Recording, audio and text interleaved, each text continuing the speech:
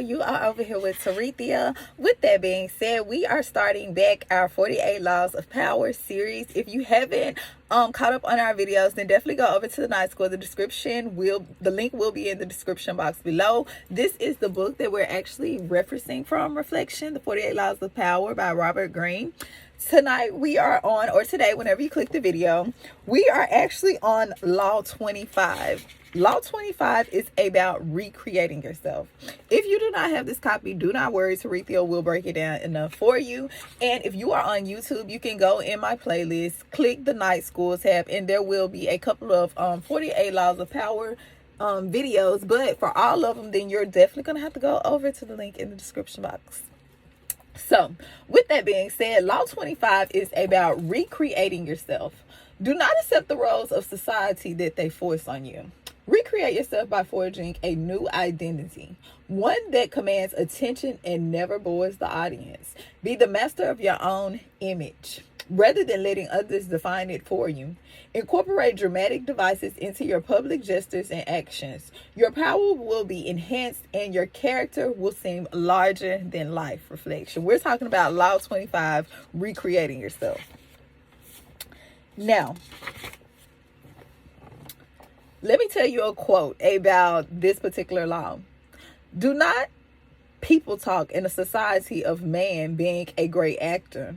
They do not mean by that he feels, but that he excels in simulation through he feels nothing, which means he shows no emotion, even though he feels emotion. Reflection. It's called adapting to your environment. Okay, let's keep it going.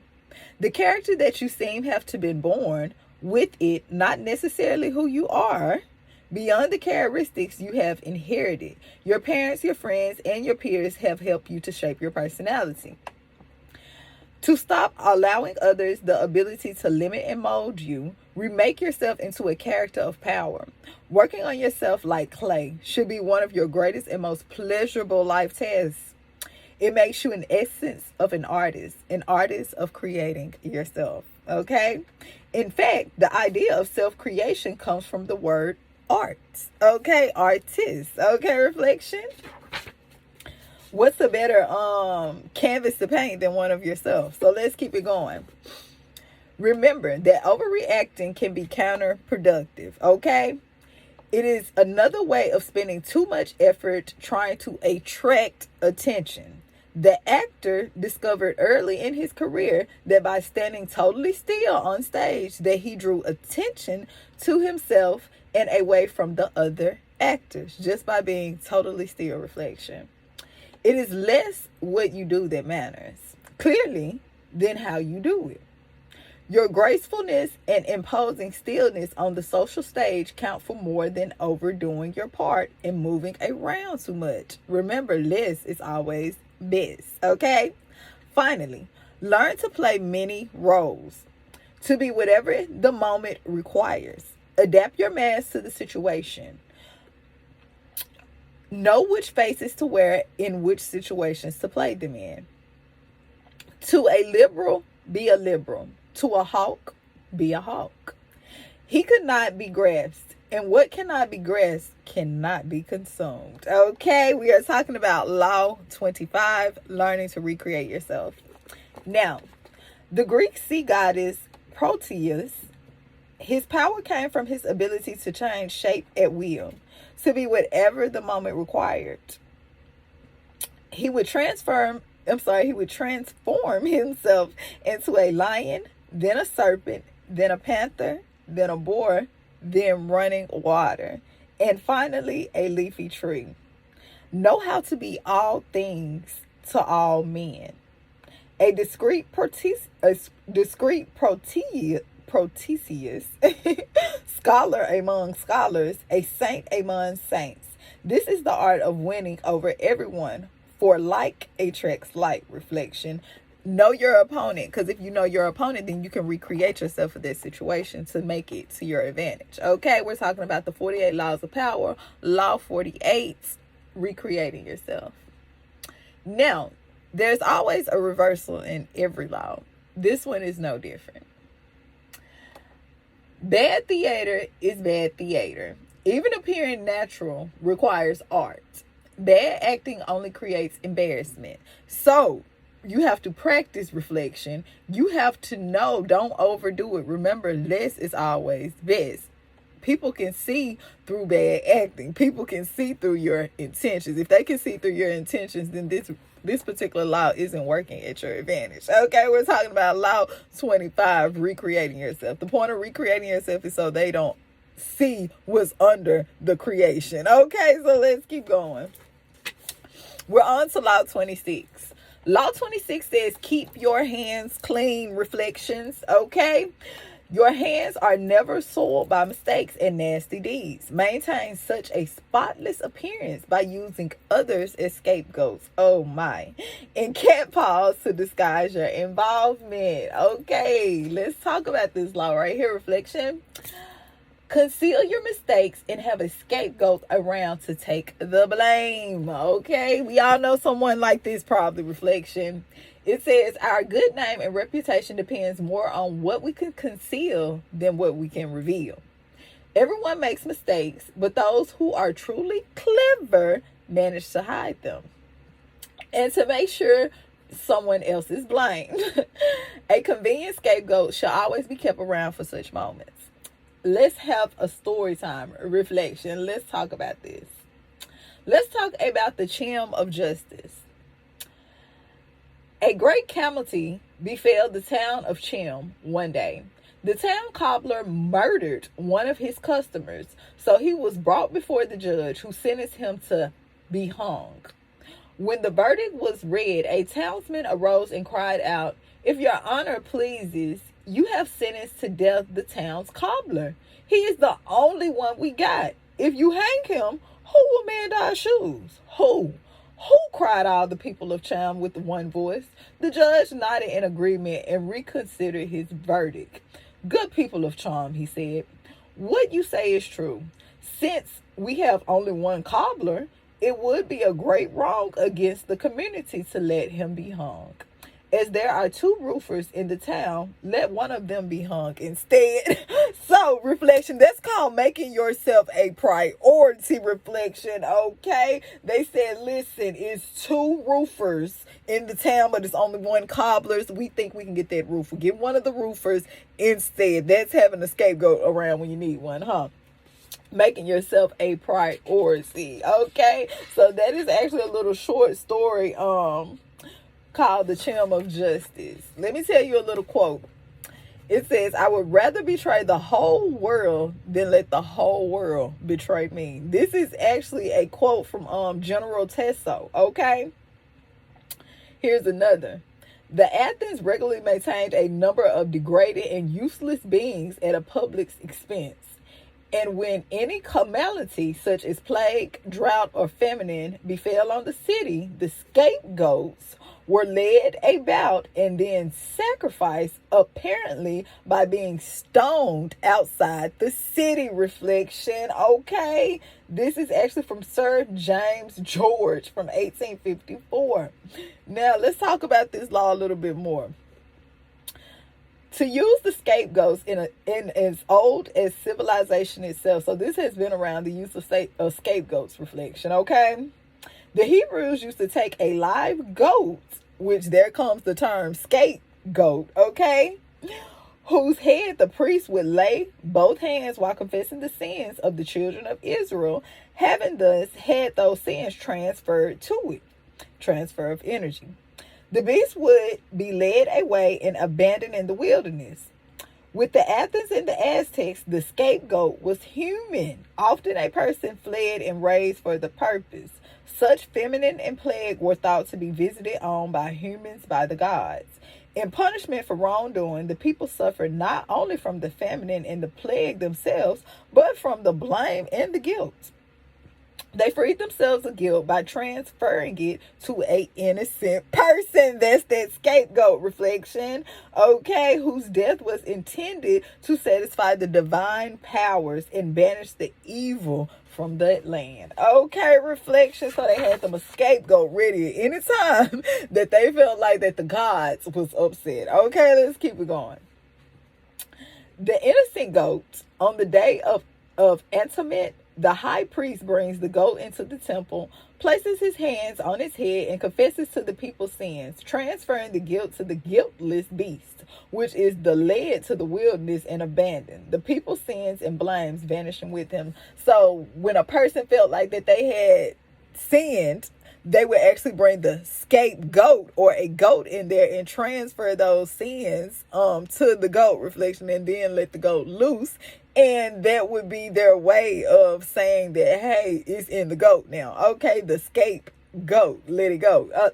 Reflection. We're going back in history. Let's keep going. We're talking about Law 26, keeping a scapegoat around. All men make mistakes, but the wise conceal the blunders they have made, while fools make them public. Reputation depends more on what is hidden than what is seen. If you can't be good, then be careful. Okay, reflection. If you can't be good, then at least be careful. Okay, that's what Law 26 said. Okay, so let's keep it going. Make the use of cat paws. This is part 2 of this law. In the fable, monkey grabs the paw of his friend, the cat, and uses it to fish chestnuts out of the fire, thus getting the nuts he craves without hurting himself. So he used the cat hands to get the chestnuts out, reflection, so his hands wouldn't get burned. If there is something unpleasant or unpopular that needs to be done, it is far too risky for you to do the work yourself. You need a cat's paw, someone who does the dirty work, the dangerous work for you. The cat paw grabs what you need and hurts whom you need hurt, and keeps people from noticing that you are the one responsible, reflection. Let someone else be the executor or the bearer of the bad news, while you bring only joy and glad things. Okay, reflection. Let's talk about it. A legend has it that Cleopatra succeeded through her seductive charms. But in reality, her power came from her ability to get people to do her bidding without realizing that they were even being manipulated. Caesar and Antony not only got rid of her most dangerous siblings, they decimated all of her enemies. Not some of them, reflection, all of them. In both government and the military, the two men became her cat paws. They entered the fire for her, did the ugly but necessary work, while shielding her from appearing as the destroyer of her siblings and fellow Egyptians. And in the end, both men desired her to rule Egypt, not only as a Roman colony, but as in an independent allied kingdom. And they did all this without even realizing how she had manipulated them. This was persuasion of the sublimest and the most powerful kind. Cleopatra was no joke, reflection, no joke at all. She understood Law 26 very well. Yes, she did. Okay, so with that being said, reflection, let's keep going. A queen must never get her hands dirty with ugly tasks, nor can a king appear in public with blood on his face. Yet, power cannot survive without the constant squashing of enemies, okay? You can't stay on top sometime, reflection, without squashing those enemies, because as long as you're on the top, you're going to have enemies, okay? So, there will always be a little dirty task that has to be done to keep you on the throne. Just like Cleopatra, you will need a cat's paw. This will usually be a person from outside your intermediate circle, who will therefore be unlikely to realize how he or she is being used. You will find these dupes everywhere. People who enjoy doing you favors, especially if you throw them a minimum bone or two in exchange. But as they accomplish tasks that may seem to be innocent enough, or at least completely justified, they are actually clearing the field for you, spreading the information you feed them, undetermining people they do not realize that are your rivals, furthering your cause, dirty in their hands while yours remains spotless. We are over here talking about Law 26, reflection, okay? Let me tell you a little quote from this particular law. One should not be too straightforward. Go on and see the forest. The straight trees are cut down. The crooked ones are still left standing. Okay, reflection, I don't think you heard me. It says one should not be too straightforward. Go and see the forest. The straight trees are cut down, but the crooked ones are left standing. Okay, Now, let's talk a little bit more about Law 26. As a leader, you might imagine that a constant diligence and the appearance of working harder than anyone else signifies power. But actually, though, they have the opposite effect. They imply weakness. While you are working so hard, perhaps you are incompetent and you have to put in extra effort just to keep up. Perhaps you are one of those people who does not know how to delegate or that likes to meddle in everything. The truly power, or the other hand, may seem never to be in a hurry or over disturbed. While others work their fingers to the bone, they take their leisure. They know how to find the right people to put in the effort while they save the energy and keep their hands out of the fire. Similarly, you may believe that by taking on the dirty work yourself, involving yourself directly in unpleasant actions, you seem that you impose power and instill fear. But in fact, you make yourself look ugly and abusive of your high position. True power comes from people who keep their hands clean, okay? Only good things surround them, and only announcements that make them glorious and achievious. You will often find it necessary, of course, to expand energy or to effortlessly extent evil, but it's a necessary action. But you must never appear to be the basic agent. Find you a cat paw. Develop the art of finding, using, and in time, getting rid of these people when their cat paw role has been fulfilled. Okay, reflection, we are talking about Law 26.